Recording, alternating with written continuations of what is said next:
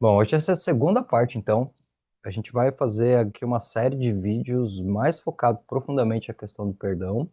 Ontem a gente teve uma abordagem inicial da importância do perdão, né? De como que realmente entender o conceito verdadeiro do perdão melhora a nossa qualidade de vida, melhora o nosso bem-estar, afeta a nossa autoestima. E aqui é importante, porque hoje a gente vai trazer para vocês aqui, dentro desse conteúdo dessa sessão, um pouquinho das fases da vida. Como é que vai se maturando entre as fases da nossa vida essa ideia e principalmente vai nascendo as crenças sobre a questão do perdão, né? A gente sempre ouve falar, e eu acredito que vocês também já ouviram falar, que do 0 aos 7 anos é a fase mais importante. Por quê? Isso parte do princípio da gente relembrar que nós não somos seres racionais, nós somos seres emocionais que pensam. Então, o que acontece nessa primeira fase da nossa vida? Nós não temos ainda o intelecto, a razão desenvolvida. Nós somos apenas um campo emocional. E qual é o lado mais desafiador disso? A gente fica muito aberto, muito vulnerável. Porque se a gente pensar por esse lado, a nossa razão, ela funciona quase como um filtro ou um escudo. Ou seja, eu estou aqui trazendo uma reflexão para você. Você pode aí parar e pensar com você mesmo e falar, eu concordo com isso, eu não concordo com isso, entende? Você usa a tua razão para aceitar ou não o que vem. Só que aí a gente vai voltando no tempo, imagina. De repente eu tenho 4, 5 aninhos de idade. Eu não tenho essa parte ainda que consegue escolher. Então eu absorvo tudo que vai vindo para mim. Aqui é um ponto muito importante, por quê? Porque de acordo com a estrutura familiar ou a ausência dela, isso vai sim influenciar no processo dessa criança. Ela vai começar a carregar sentimentos e esses sentimentos eles vão ter um impacto bem forte na vida adulta. A gente tem uma teoria que a gente trabalha, não vai entrar aqui hoje, mas qualquer momento a gente traz, chamada teoria dos setênios. Isso vem da antroposofia. E a teoria dos setênios diz que do 0 aos 7 anos de idade, a gente descreve isso como percepção do eu. Por que percepção do eu? Porque eu estou começando a me conhecer. É interessante saber que um nenenzinho, logo recém-nascido, primeiros meses de vida, ele não tem o senso de separação do que está dentro do que está fora. Para ele tudo é uma coisa só. Então, é por isso que se tem de repente ali um conflito, tem um problema ali no meio que ele está, ele começa a chorar, porque ele sente que é como ele. Então imagina, de repente essa criancinha ela vai crescendo, ela vai recebendo muitos estímulos, muita coisa vai acontecendo, ela não filtra, ela começa a ter uma ideia de que isso é a realidade, mas obviamente como a razão não está desenvolvida, ela não tem ainda o consenso dessa ideia, ela não tem essa consciência. Quando chega por volta dos 6, 7 anos, em média, ela começa a tomar consciência de si. Só que aqui que é interessante, por quê? Porque vocês imaginam, são 6 ou 7 anos de sentimentos sendo trabalhados na vida dessa pessoa que ela nem sabe o que é não ter este sentimento. Então vamos pegar aqui num nível mais extremo para ficar mais ilustrativo. Uma criança que de repente ela foi negligenciada, que ela foi desrespeitada, que ela foi, sei lá, colocada para baixo, e ela passou essa primeira infância com essa sensação de rejeição, quando ela começa a tomar consciência de si, para ela, de certa forma, esse sentimento de rejeição é normal, porque ela nem sabe como que é o sentimento de ser amada. Essa é uma pessoa nesse extremo que, se ela entrar num relacionamento conjugal, ela tem uma tendência de ser ciumenta, ela pode ser controladora, ou então no outro polo, ela pode ser uma pessoa que perde a identidade, que só diz sim para o outro mesmo quando quer dizer não. Por quê? Porque ela não compreende ainda como que esse senso de rejeição está dentro dela. Então, a partir do momento que a gente, quando adulto, começa agora a rever o processo de identidade, a gente começa a poder entender como é que durante os ciclos da nossa vida, esses sentimentos eles foram se maturando. Quer dizer, o que eu penso sobre minha história? No material que eu mandei para vocês lá no grupo, tem algumas perguntas no final, e essas perguntas elas te ajudam. Eu super sugiro que vocês façam mesmo. Sempre lembrando que quando a gente está falando de desenvolvimento pessoal, perguntas são para sugestionar um diálogo interno. É como se fosse você perguntando para você mesmo. Então, você vai buscar mais profundamente essa resposta, por quê? Porque essas respostas elas vão começar a desencadear memórias. Não tenham medo de aprofundar nas memórias de vocês. Porque muitas vezes a gente escuta muito isso, a pessoa fala assim pra gente: "Ah, eu não consigo lembrar da minha infância. Eu não lembro de quase nada". Lembra sim, só não está no consciente. Porque quando você começa a trazer perguntas estratégicas do tipo: "Quais casas que você morou? Ah, qual é o aniversário mais antigo que você se lembra? Qual é o Natal mais antigo que você se lembra?" Se você vai voltando no tempo internamente, qual a memória mais longínqua que você tem de você mesmo? Para pensar que conforme você se lembra, tipo a pergunta, quais as casas que você morou? Lembra da primeira casa que você morou? E aí você vai puxando uma coisa pela outra. Quem eram as pessoas que moravam com você nessa casa? Qual foram os melhores acontecimentos que você vivenciou nessa casa e quais foram os acontecimentos mais desafiadores? E é aqui que a gente vai resgatando todas essas memórias. Por quê?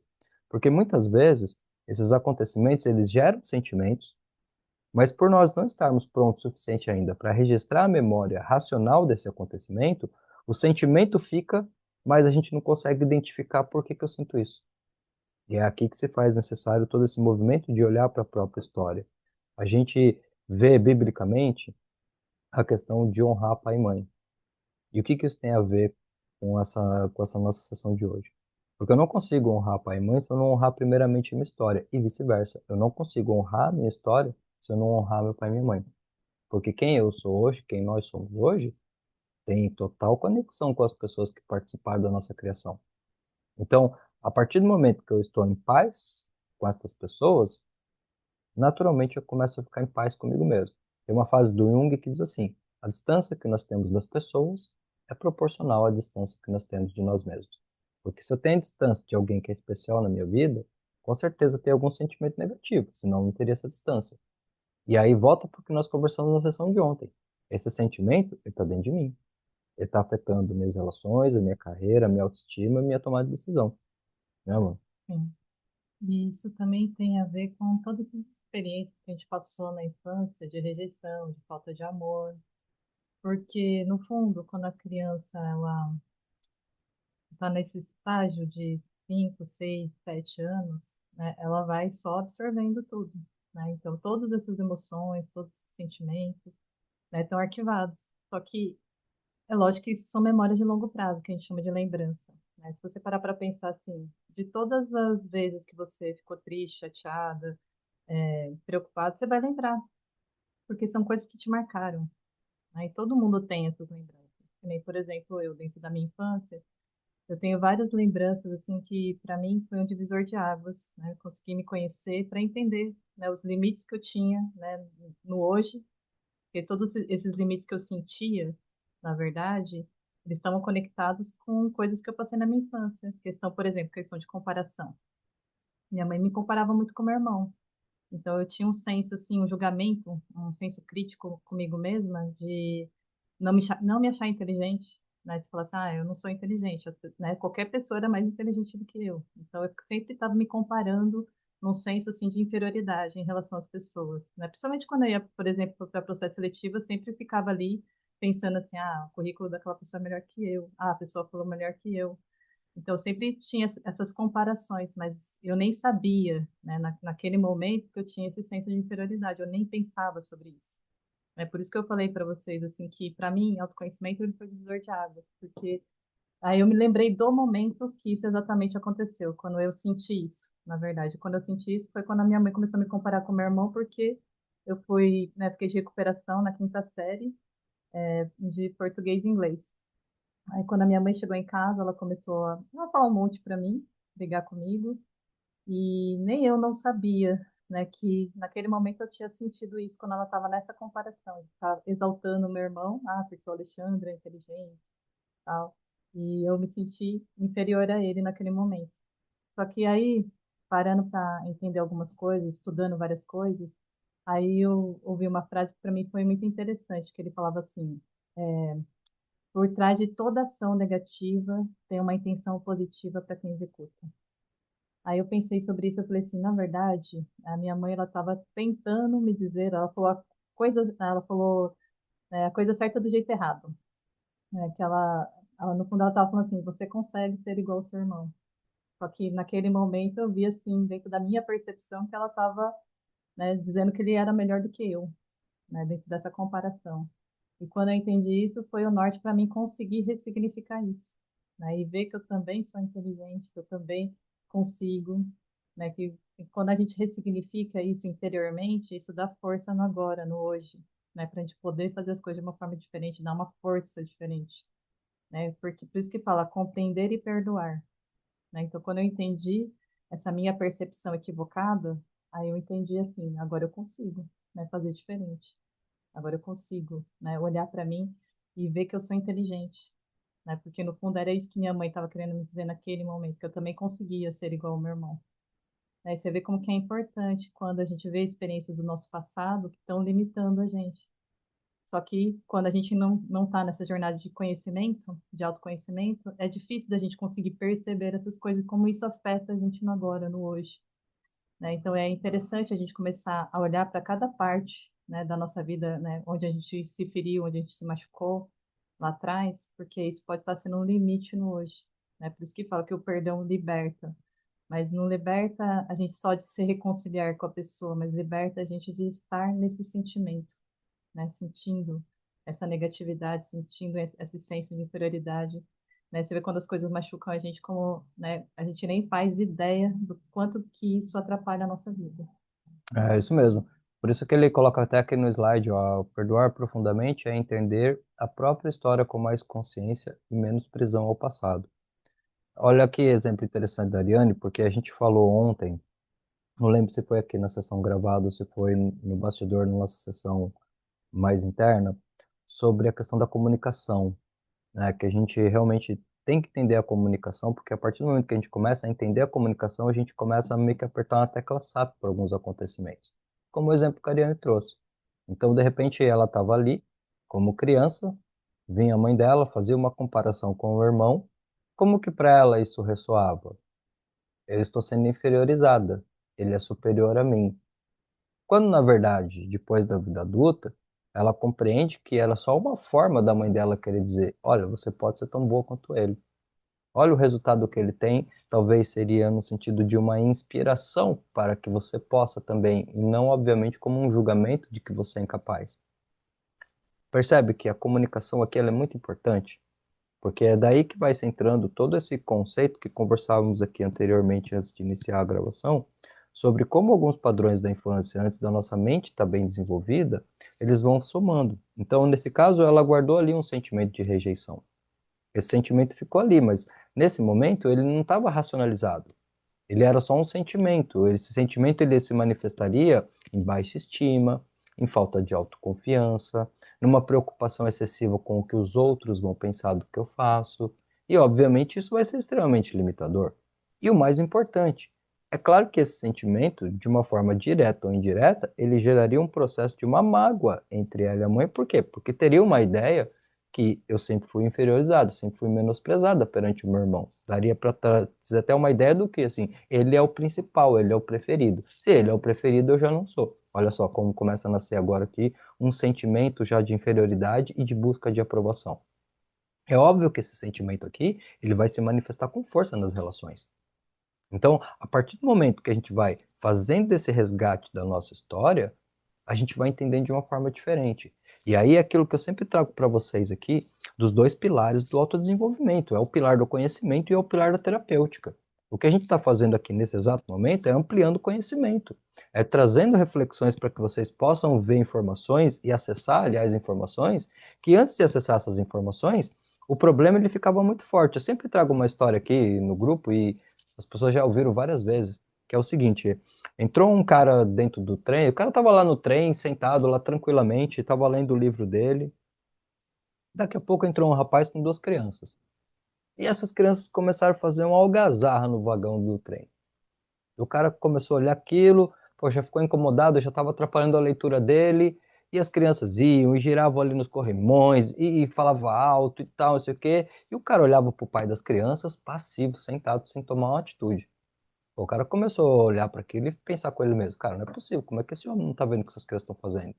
Ele começou a ficar com raiva daquele cara, porque não é possível uma pessoa ser tão passiva assim, vendo os filhos fazer uma bagunça. Já começou a passar vários pensamentos na mente dele. Ah, é por isso que essas crianças vão crescer seres humanos que não vão respeitar os outros, que não vão ter entendimento, e não é possível esse cara ser tão passivo. Bom, chegou um momento que o cara realmente ali, ele se perdeu, assim, acabou a paciência dele, ele sentou lá do lado do homem, foi conversar: olha, o senhor tá vendo aqui, desculpa, a bagunça que seus filhos estão fazendo? O senhor não acha que é melhor o senhor conversar com eles? E ele já estava ali com um sentimento realmente de julgamento. Aí o cara olhou para ele, falou: olha, eu sei, na verdade eu tô percebendo sim, eu tô vendo essa bagunça que eles estão fazendo aqui, eu queria pedir desculpa, ter atrapalhado sua leitura, mas é porque a gente acabou de sair do hospital e a mãe deles acabou de falecer. E eu tô tentando entender como que eu dou essa notícia para eles. Naquele momento, tudo fez sentido. Aquele sentimento que o cara tava inicialmente, agora ele se dissipou. Daí a frase: o segredo do perdão é a compreensão. Porque a gente não foi treinado para começar a realmente observar o que que passa por detrás do comportamento das pessoas. A gente foi treinado para julgar na camada mais superficial. Lembra? É aquela crença. A crença é algo muito importante da gente ver. A crença de que nós somos seres racionais faz com que a gente acredite que só o fato de ter informação já mudou. E não é assim que funciona. Dentro do campo emocional existem muito mais coisas acontecendo.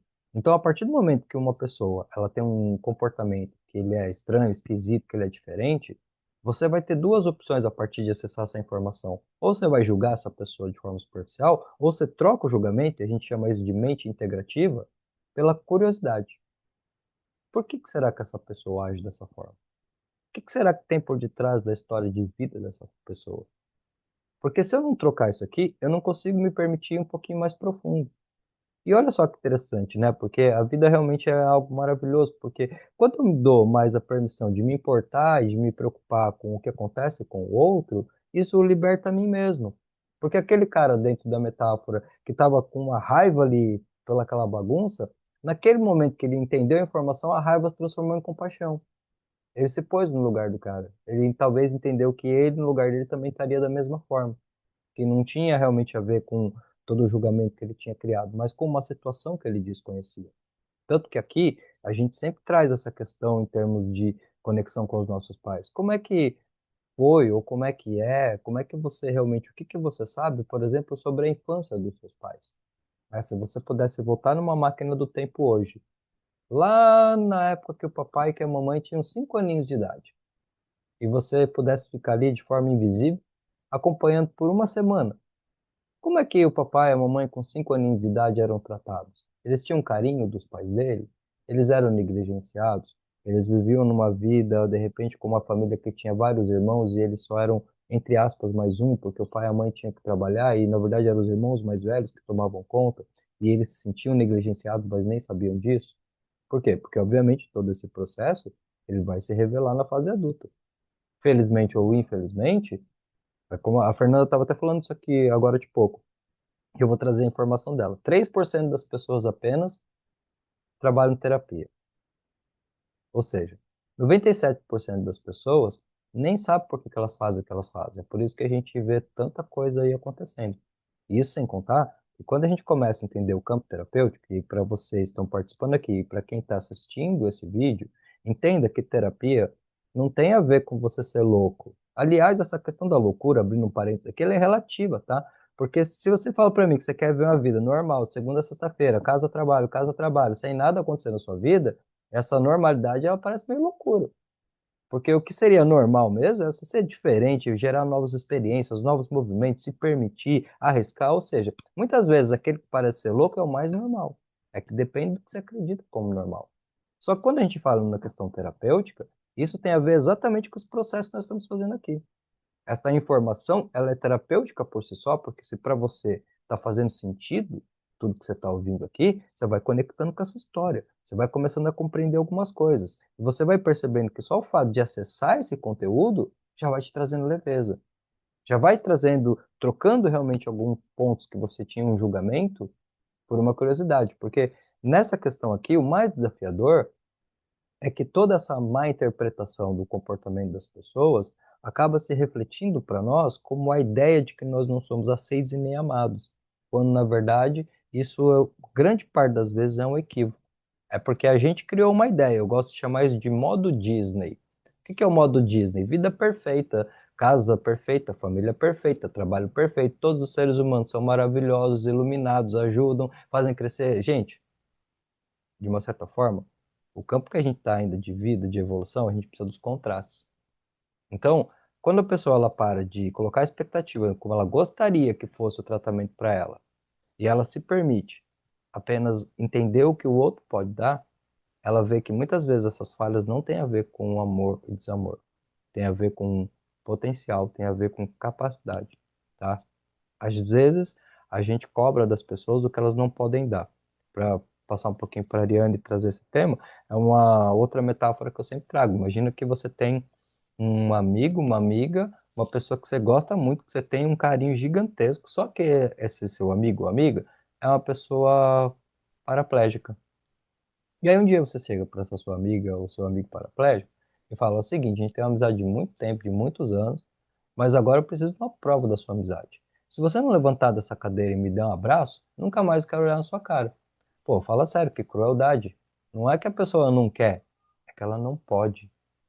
Então, não é porque de repente para mim é fácil expressar um comportamento que naturalmente isso é fácil para o outro. Por quê? Porque agora você vai compreendendo cada vez mais profundo que isso tem a ver com a história, tem a ver com uma série de coisas que foram vindo. Sim, é verdade. E a questão que o Alex estava trazendo é importante, a expectativa que a gente cria em relação ao que é ser pai e mãe, né? Então, cada um tem uma ideia, né? E a gente criou uma expectativa de pais perfeitos. Só que essa perfeição não existe, nem em amizade, nem nenhum tipo de relacionamento, porque não existe ninguém perfeito, né? Então, esse modo Disney é só uma ilusão, né? De a gente acreditar que tudo pode ser perfeito. Só que o amor, ele sempre vai nascer da imperfeição, né? O quanto que a gente consegue amar as pessoas, mesmo quando elas erram com a gente, né? Quando a gente consegue compreender e perdoar, é uma forma de amor próprio, que é compartilhado com aquela pessoa, né? Que a gente estava guardando uma mágoa, a gente estava guardando uma raiva. Então, se a gente não parar para entender, né, que toda a percepção que a gente teve, né, sobre as experiências que a gente passou, elas podem estar equivocadas, que foi uma forma de perceber, que aquilo causou uma emoção, e essa emoção que foi causada ali é que precisa ser curada, que precisa ser trabalhada, né? Porque o perdão, a gente começou a acreditar que perdoar o outro era andar grudado com a pessoa, e não tem nada a ver com isso. Perdoar é você se libertar da dor. É você lembrar das coisas sem sentir dor. Porque é o que eu estava falando ontem no vídeo. Se a pessoa não vem e se redime, não adianta você perdoar e andar grudado com ela, porque ela vai fazer a mesma coisa. A partir do momento que a pessoa, né, tem essa redenção de compreender o erro, aí ela vai vir te pedir perdão, mas porque ela quer ela quer se redimir daquilo que ela fez. Então a pessoa entendeu que ela errou. E é lógico que ela vai procurar nunca mais fazer isso, porque isso aí já vamos dizer assim, é uma coisa que veio de dentro, não foi uma coisa que a pessoa foi empurrada, né, a fazer, né, por obrigação, mas realmente ela fez aquilo porque ela sentiu. Então, a partir desse momento, a gente só tem que começar a entender que se a gente não se libertar de tudo aquilo que machucou a gente, de tudo aquilo que a gente veio passando, a gente criou crenças limitantes em relação a muita coisa, né? E principalmente em relação ao perdão, que é essa crença que eu estou fazendo pelo outro. Não, se eu perdoar é porque não, né, eu estou fazendo pelo outro, e não tem nada a ver com o outro, tem a ver com a gente. É a gente se libertar da dor, da gente se libertar e sentir leveza na vida, porque é essa leveza que vai ajudar a gente a enxergar a vida de uma outra forma. É por isso que eu falo que autoconhecimento é divisor de águas, porque hoje eu consigo enxergar a vida de uma forma diferente, né? Eu consigo me perceber quando eu estou errando, eu falo, meu, eu preciso ir lá e pedir desculpa, né? Eu preciso, né, parar de reagir. Eu preciso olhar para as pessoas de uma forma diferente. Por que que aquela pessoa está tendo aquele tipo de comportamento, né? O que será que essa pessoa passou na vida dela? Então a gente já começa mais a analisar as pessoas do que julgar. É uma coisa que foi importante para mim que eu vi no livro do Deepak Chopra, a primeira lei espiritual do sucesso, ele fala sobre a gente cessar todo tipo de julgamento. Hoje não vou julgar nada do que acontece, eu não vou julgar a situação, não vou julgar a pessoa, por quê? Porque quando a gente rotula as situações como ruim, a gente faz mal para a gente não faz mal para ninguém. Então, quando a gente começa a ter esse tipo de curiosidade, começa a cessar julgamento, entendendo que todo mundo está dentro do processo, que todo esse processo ele foi vindo de geração em geração, a gente começa a entender as pessoas de uma forma diferente, né? Por exemplo, eu tive uma conversa com a minha mãe que para mim foi extremamente libertadora, né? De entender como é que foi a infância dela, de entender com tudo aquilo que ela experienciou, né? Tudo aquilo que ela viveu, né? O meu pai a mesma coisa, né? E foi isso que me ajudou a compreender e perdoar, e entender por que que minha mãe era do jeito que ela era, entender por que meu pai era do jeito que ele era, porque tudo isso tinha a ver com as experiências que eles passaram lá atrás. E isso me ajudou a tirar esse afastamento que a gente tinha, né? Porque isso me ajudou a olhar para eles de uma forma diferente, como pessoas, como seres humanos que também tiveram experiências difíceis, que vivenciaram coisas né, que para eles não, né, não tinha conhecimento e naquela época para eles era bem mais difícil, né, diferente que hoje para nós a gente tem conhecimento na palma da mão. Tudo que você quiser saber sobre autoconhecimento, sobre qualquer coisa nesse mundo, hoje a gente tem internet. Na época deles não existia nada disso, então eles não tinham essa compreensão. Então, por que não perdoar? Sabe? Por que não, né, olhar para a pessoa e dar uma segunda chance? Porque é isso que, no fundo, é uma coisa que eu acredito muito, que a gente está aqui para desenvolver e evoluir como pessoa, como ser humano, moralmente, espiritualmente. E tudo isso é o que a gente vai carregar com a gente, porque coisas materiais a gente vai conquistar, a gente vai vivenciar, maravilha, isso é mega maravilhoso. Mas nada a gente vai levar desse mundo. O que que você vai levar com você? Tudo aquilo que você evoluiu. E compreender, perdoar, ter paciência, tolerar, colocar limites, é, vamos dizer assim, ser determinado, ser perseverante, ser corajoso, é o que a gente vai levar desse mundo, né? Esse desenvolvimento. Porque tudo aquilo que a gente tem medo, a gente tem que determinar a coragem para a gente ir lá e fazer, né? Então, você vê como que isso é o potencial que existe dentro de cada pessoa, a gente não precisa de nada fora da gente, né? Tudo está dentro. E se a gente começar a entender o ouro que já existe dentro da gente, para a gente realizar e fazer e ser tudo aquilo que a gente, né, quiser nesse mundo, a gente pode, né? Porque Deus já deu, né, tudo aquilo que a gente precisa para realizar, para manifestar tudo aquilo que a gente quer. Só que a gente precisa desenvolver como pessoa, como ser humano, moralmente, espiritualmente. Não É tem, isso, e não tem para onde correr. é isso mesmo. Eu acho que quando a gente olha aqui, por exemplo, essa imagem que a gente tem, essa criancinha, a gente obviamente logo percebe, não existe ainda um julgamento, não existe uma concepção de ideias nesse sentido. É o que está na frase aqui, ó. Na infância, o perdão ainda não é entendido em profundidade, mas o coração já começa a aprender sobre afeto e vínculo. Seja isso, aprendendo porque ele existe ou pela ausência dele. E é por isso que, como eu falei para vocês, dentro da teoria dos setênios, essa parte vai ser uma percepção do eu. Porque essa criancinha, ela vai levando essas informações, esses sentimentos com ela, e isso vai determinar muito a forma como ela se vê. Tem uma frase de um filme que chama assim: quem mais tem dificuldade para amar é quem mais precisa de amor. Conectando até com o que a Ariane falou sobre aquela questão do mundo Disney, da gente esperar demais das pessoas. É claro que teoricamente, os nossos pais ou as pessoas que vieram antes de nós, elas deveriam estar mais prontas para lidar com algumas situações. É que aqui a gente tem que entender que a maturidade, ela não tem necessariamente a ver com quantos anos a pessoa tem, mas sim com o desenvolvimento emocional dela. Porque uma questão interessante é que parece que uma pessoa, por exemplo, quando ela sente algumas situações como traumáticas, é como se a mente dela congelasse naquela época.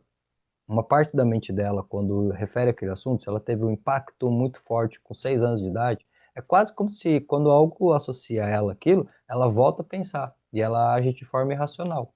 Sempre que a gente vê alguém agindo de forma irracional, obviamente é porque está tomado de uma emoção. E aí você pensa o seguinte, tá? Isso pelo menos me ajudou bastante, eu acho que pode te ajudar também a ter uma compreensão melhor sobre o comportamento do outro. Quando a gente está bem, a gente não age com integridade, a gente não age verdadeiramente assim no nosso melhor, com escolhas positivas, porque vamos ser bem sinceros, quando a gente está bem, quando a gente está consciente, as nossas escolhas são sempre elevadas. A gente conscientemente estando bem, a gente não vai escolher brigar com ninguém, ofender ninguém, fazer nada de mal, sabotar. Não vai existir isso. A gente vai fazer positivamente. Agora, quando um sentimento vem e domina a gente age de uma outra forma. Então essas experiências, elas são oportunidades maravilhosas da gente procurar realmente se conhecer.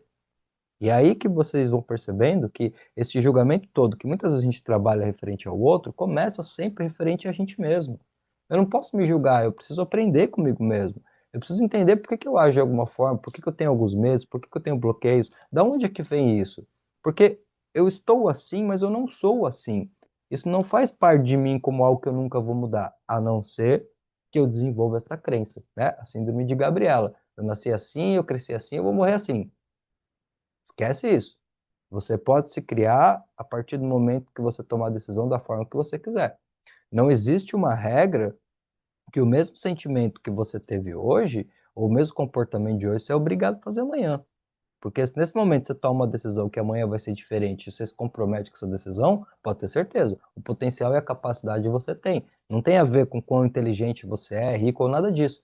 Tem a ver apenas com quanto autoconsciente você está e qual é o propósito que você tem.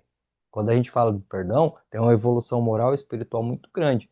Mas trazendo isso para uma linguagem mais simples, é remover interferência. Eu estar em paz comigo mesmo, conectado com o que eu sou. E eu jamais vou conseguir me conectar com o que eu sou se eu não aceitar a minha história. Tem pessoas muitas vezes que você pergunta, como é a sua história de vida? Ah, deixa minha história para lá, é melhor não falar do passado. Ó, existe uma rejeição muito grande aqui, ó. Essa pessoa já me disse, sem me dizer que ela teve inúmeros problemas. Inúmeras situações que ela não quer nem lembrar. E é exatamente por ela não querer lembrar que isso vai continuar dominando ela. Por quê? Porque isso vai se manifestar como sombras. Como é que a gente entende aqui o termo sombra? Partes de nós que não têm uma compreensão. Nesse sentido aqui, a sombra não é o mal, não é nada negativo que está em você nesse sentido. Ela é apenas partes ignorantes, no sentido literal da palavra, de falta de conhecimento. E são essas partes que muitas vezes acabam dominando, por assim dizer, e quanto mais eu resisto a essas partes, mais elas persistem. Então eu preciso aceitar. Se a gente pega uma pessoa, e olha como é interessante, né? Porque às vezes alguns padrões de comportamento, eles vão levando a pessoa para um ponto que ela se prende. Por quê? Porque se a pessoa tem baixo autoconhecimento e senso de inferioridade, muitas vezes ela quer parecer melhor que o outro. Eu tenho certeza que vocês conhecem pessoas assim. Não julguem essas pessoas. Porque ela quer parecer melhor que o outro, porque ela externamente quer aparentar que ela é melhor, porque internamente ela se sente inferior. E na cabeça dela, de forma inconsciente, se ela aceitar o que ela tem de errado, ela vai ser mais inferior ainda. Então, ela tem o erro que está evidente, está na cara, no fundo ela sabe disso, mas ela não aceita. Daí a frase que diz que só os fortes é que mostram as suas fraquezas. O fraco vai querer parecer forte o tempo todo, porque no fundo ele está se escondendo de si mesmo. Então, olha só, na parte 2, adolescência, identidade em construções, emoções intensas e senso crítico. Muito sentimento e pouca estabilidade. Na adolescência, o coração sente muito, questiona tudo e começa a buscar quem realmente é. A gente vai logo percebendo que dentro dos pilares, se na primeira fase ali a criança ela teve uma vida mais estável, obviamente ela vai se transformar numa adolescente mais estável. Mas se na primeira fase ela foi muito negligenciada, e aqui tem um ponto interessante para a gente refletir, porque é muito comum a gente ouvir pais dizendo algo do tipo assim: ah, eu dei tudo, eu dei escola, eu dei comida, nunca faltou nada. Fisicamente falando, materialmente falando. Mas e aquela essência que está ali dentro da criança? Ela foi alimentada? Adianta eu só dar coisas, por exemplo, para os meus filhos, e eu não dar de mim? E eu não consegui compreender que se eu tenho uma criancinha de 2, 3, 4, 5 aninhos, para que eu interaja com essa criancinha e crie um vínculo desde o começo, eu preciso entrar no mundinho dela, ela não vai entrar no meu. Então eu tenho que me transformar num ser de 4 aninhos, pegar um brinquedinho, sentar ali com ela e interagir dentro daquilo que ela consegue. Por quê? O que que eu estou fazendo aqui? Estou construindo um vínculo, estou construindo uma conexão. Pode ter certeza que quando você constrói a conexão desde o começo, dificilmente essa criança vai ser um adolescente rebelde. Eu acredito piamente, tá? Uma pessoa que tem o hábito de bater nos filhos, ela pune a criança pelo erro dela mesma. Porque, nesse sentido, os nossos filhos, eles são um efeito. Então, eu dei tudo, mas eu não dei de mim, eu não consegui ter tempo para dar atenção. Não estou julgando. Mas o que eu estou trazendo aqui é só uma compreensão, porque toda causa vai ter seu efeito. Dentro do que a gente trabalhou. Se a criancinha ela foi muito bem alimentada desde o começo, emocionalmente falando, obviamente ela se transforma num adolescente mais estável, mais tranquilo, que tem suas indagações, suas sombras, suas questões, mas que tem um padrão normal. Agora, o que acontece se eu estou lá no outro extremo? Uma criança que foi negligenciada, que se sentiu abandonada, que apanhava, que era desrespeitada, vai se transformar num adolescente, provavelmente nas duas polaridades. Ou vai ser uma pessoa totalmente omissa, totalmente fechada, introspectiva, ou vai ser extremamente rebelde. Porque de alguma forma esse comportamento ele vai se manifestar. E olha que interessante, né? Porque aqui a gente já chegou a um consenso que é muito importante. Todos esses comportamentos, entre aspas, como eu posso dizer, comportamentos que não são equilibrados, eles têm a ver com o sentimento de falta de amor, de falta de aceitação. Porque é interessante isso, a gente começa o mundo olhando para fora, a gente chega nessa vida e vai entendendo a si mesmo olhando para fora, olhando as situações externas e conectando com o interno. O normal é que em algum momento você percebe que o que está lá fora, a forma como você vê o acontecimento é reflexo do que você sente. Só que em grande parte das vezes isso não acontece, a pessoa ela passa a vida inteira olhando só para fora. Ela não consegue fazer uma separação do que acontece lá fora do que eu sinto aqui dentro do que acontece. Porque eu só posso controlar o quê? O que eu sinto aqui. Então, é óbvio que vamos pegar aqui, e nessas situações extremas, uma criança que nasceu ali e cresceu num ambiente que era mais normal, que era mais estável, ela provavelmente vai ter muito mais facilidade de perdoar, de compreender. Por quê? Porque ela sentiu a amorosidade. Agora, uma pessoa que de repente ela passou num ponto de instabilidade, de muito julgamento, pode ser que ela tenha mais dificuldade. A dificuldade de perdoar dela, grande parte das vezes, é proporcional ao tamanho da dor que ela sente por não ter sido aceita, ou por ter a ideia de que não tinha aceitação. Não é à toa, e é claro que quando a gente pega esse caso em extremo, a gente vai chegar em algumas doenças mentais, sim. Mas se você for fazer, eu gosto muito de documentários policiais, investigação, essas coisas todas. Quando você vai observar serial killers, essas coisas, gente, é muito raro um serial killer que você vai olhar lá e a história da pessoa, ela foi uma história bonita. Não, você já vê que já tinha abuso de pai, já tinha abuso de mãe, já tinha espancamento, ou tipo assim, o pai violentava a mãe na frente da criança. Era um negócio muito louco que foi afetando a mente da criança num ponto que gera assim traumas que depois vai gerar distúrbios de comportamento. Então, a gente começa a olhar de uma outra forma. Porque, verdadeiramente, cada um dá o que tem. E se a gente para pensar sobre isso, se uma pessoa ela está transbordando o pior dela, pode ter certeza que aqui conecta com a frase do Augusto Cury, né? Por trás de uma pessoa que fere, sempre é uma pessoa ferida. Bom, ó, trazendo um exemplo assim mais prático de tudo isso que o Alex estava falando, né, ela atende um adolescente, ele tem 16 anos. A mãe, assim, é totalmente passiva, mas porque ela também teve uma infância difícil, uma infância de muita falta, de abandono, de falta de amor. E ela foi, assim, vamos dizer assim, ela é extremamente hoje amorosa. Só que todo extremo ele é ruim, porque é sim para tudo, né? Não tem aquela coisa assim de falar, de dar o limite, né? E o pai é o extremo oposto, né? Ele também teve uma infância difícil, só que ele adotou todos os comportamentos do pai dele de agressão. Aí você vê assim duas polaridades opostas criando, né, uma criança que se tornou hoje um adolescente. Aí você vê os conflitos que ele tem, todas as coisas que, né, a gente está trabalhando juntos, aí você começa a entender toda a história dele. Aí você vê as dificuldades que ele tem, porque, né, o pai dele é agressivo verbalmente, né? Ah, você é burro, você não sei o quê, xinga, xinga, xinga. Aí é lógico que isso machuca, isso magoa, né? E ele internalizou que ele não é inteligente, que ele é burro. Ele fala assim, eu sou burro, né? E tem que trabalhar todas essas crenças, né? E tem que trabalhar o quê? O perdão, né? A compreensão e o perdão, né? Então tem que trazer toda a história do pai dele para entender, né? O porquê que o pai dele é do jeito que é. Né? Eu falei, você lembra como que seu avô é? Aí ele fala assim, eu lembro, meu avô pior que meu pai. Eu falei, só para você entender, né? O porquê o seu pai é desse jeito. Ele ainda é uma versão um pouco melhorada do seu avô. É pouquinho, mas é.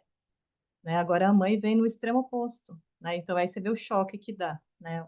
Amor demais, com permissão demais, com não saber dar limite, fazer tudo o que quer, e o outro lado é o não, né? O não é agressão. Aí você vê como que fica a cabeça, né, do adolescente nesse sentido, né? Só para exemplificar quando a gente tem os opostos. Né, como que é difícil, né, como que é complicado. É lógico que ele tem mais partido pro lado da mãe, né? E agora é trabalhar essa igualdade, porque ela também tem que saber se posicionar, ela também tem que entender que o amor vai dar limite, o amor não vai deixar fazer tudo o que quer.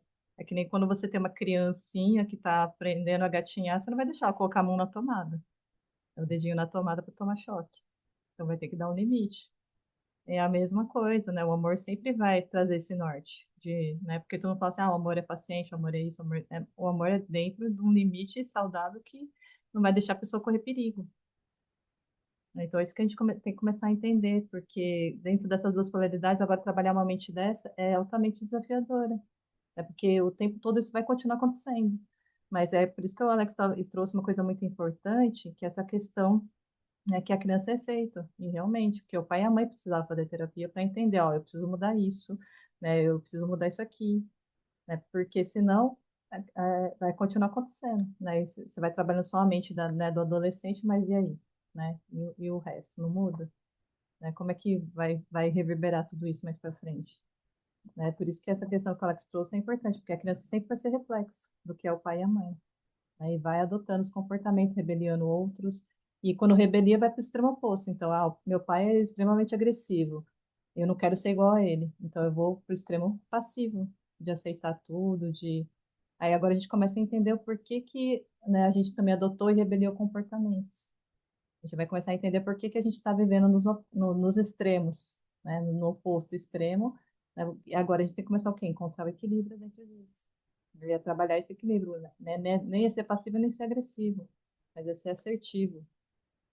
Então a gente vai começar a entender que tudo na nossa vida, né, que a gente vivenciou, que a gente experienciou, todos os traumas que a gente tem, levaram a gente para um oposto.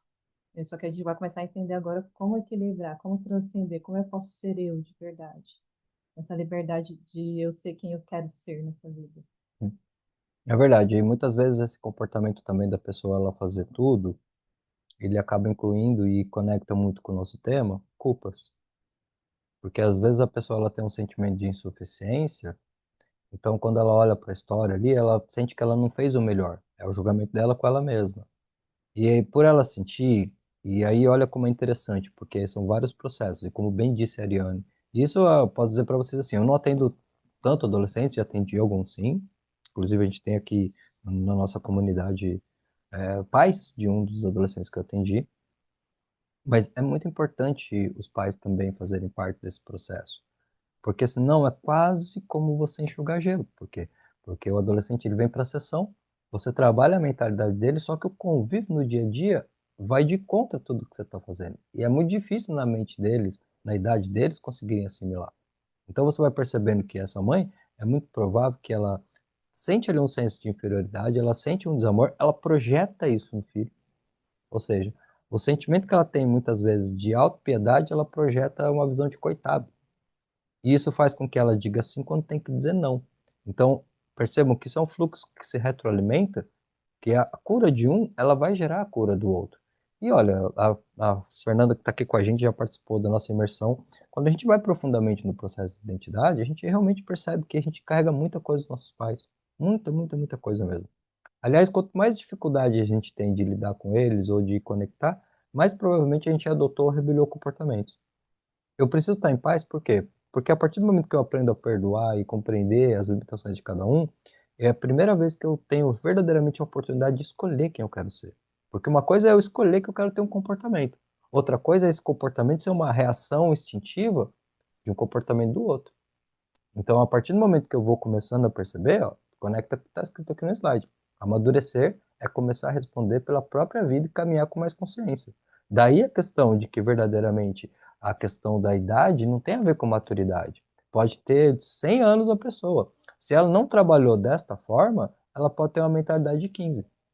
Ela vai tomar ações e decisões que muitas vezes quem olha de fora vai falar assim, mas como que pode uma pessoa nessa idade tomar uma decisão dessa? É que aí volta naquela questão. Provavelmente essa pessoa que está em julgamento, ela não entende esse processo todo que tem por detrás. Quantos traumas, quantos bloqueios, quanta coisa que essa pessoa foi acumulando. Porque Né? fala Vem sério, né? carregando.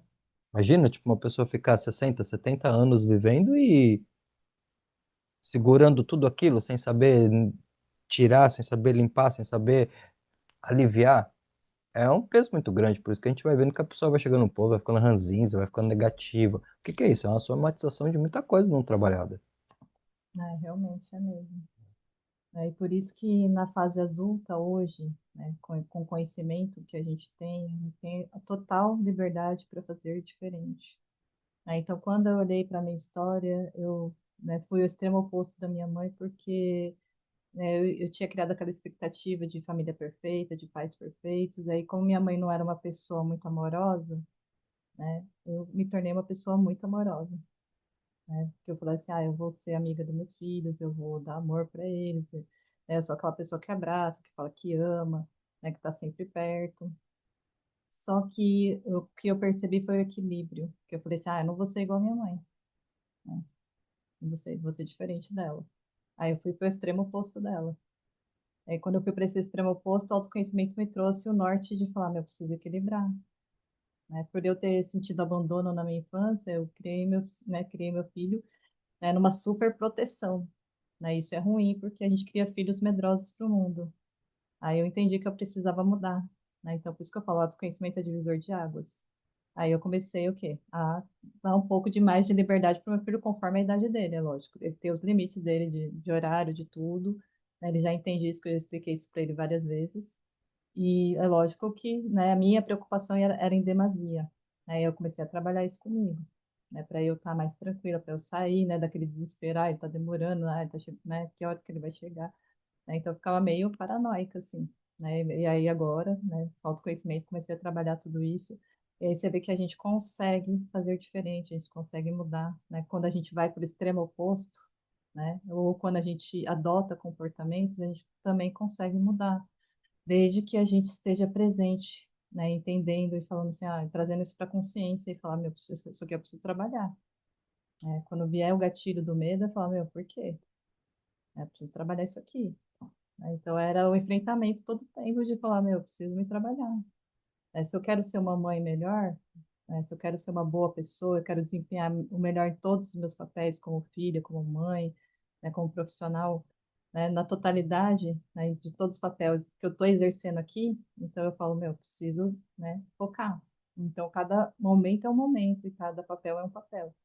Quando eu estou no papel de mãe, é papel de mãe, né? Às vezes eu tenho meu papel de amiga com meu filho, que é ouvir, que é procurar entender, que é aconselhar. Né? Quando eu estou no papel de mãe, é ser mãe de verdade, no sentido assim, de colocar os limites, de mostrar o que é certo e o que é errado.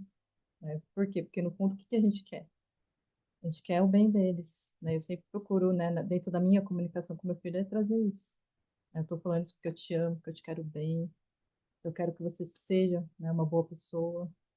Sim. Né? Por isso que eu estou te explicando tudo isso.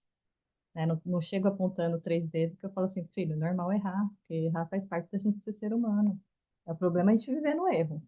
Né? Por isso que eu estou aqui para te orientar, para te mostrar aquilo que é necessário para você entender o que você precisa mudar em você.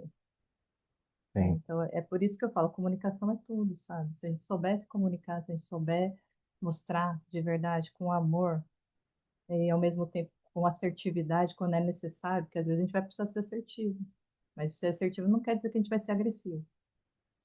É isso mesmo. A gente vai realmente percebendo, quando a gente aprofunda o processo de identidade, vejam bem que por mais que a gente esteja falando sobre perdão, vale a pena ressaltar para vocês que a gente está fazendo o estudo do livro O Poder do Perdão aqui de José Roberto Marques.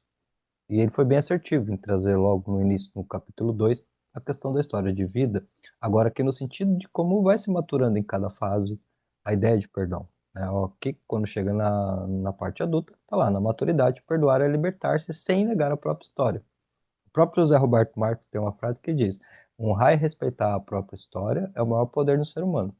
Quanto mais eu me conheço, mais eu me curo e me potencializo.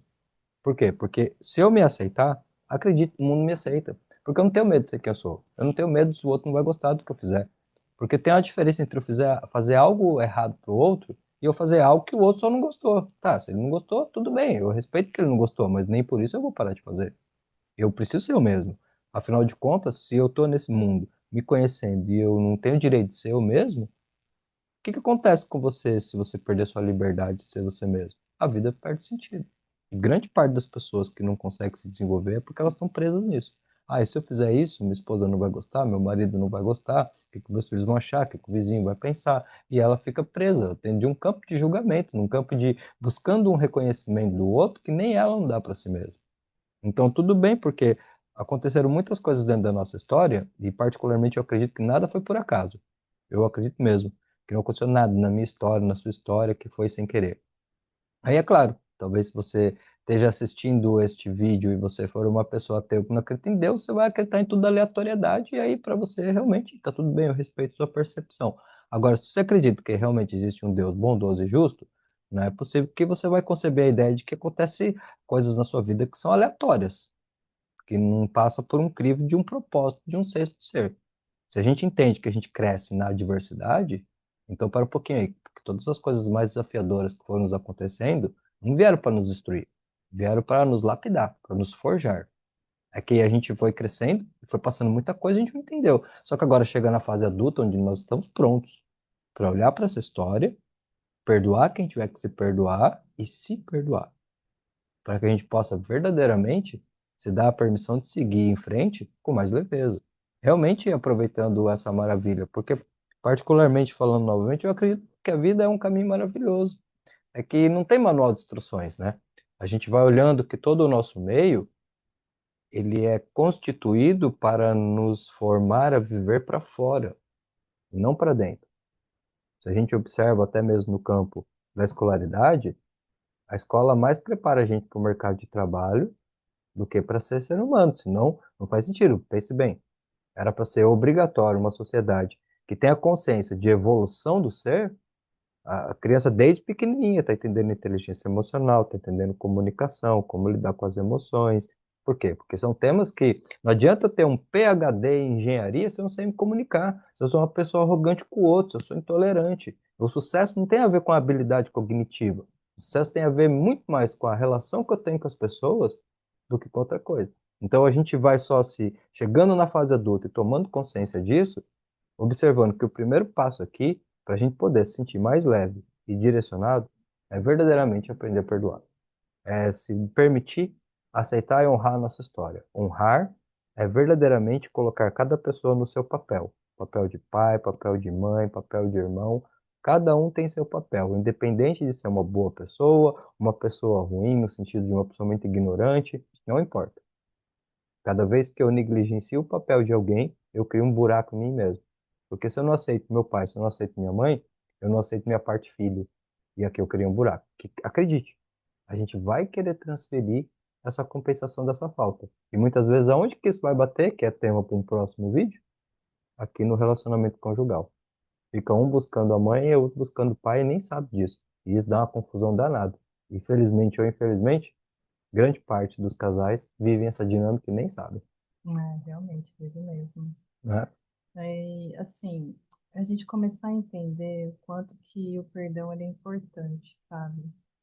E nunca vai ter a ver com fora, sempre vai ter a ver com a gente, né? Porque a maior resistência é exatamente essa, né? De achar que é pelos outros, mas enquanto você não entender que é por você que você está fazendo isso, para você ser feliz nessa vida, para você começar a olhar a vida numa outra percepção, é você conseguir se libertar. E na fase adulta, a gente consegue literalmente fazer isso, porque hoje está tudo acessível para a gente, o conhecimento, o autoconhecimento. É verdade. Quanto mais você se entende, mais a vida vai começar a dar certo, mais a vida vai começar a fluir de uma forma diferente, porque às vezes a gente não entende por que que a vida não está dando certo, a gente fala assim, ah, Deus está sendo injusto comigo, mas não é isso.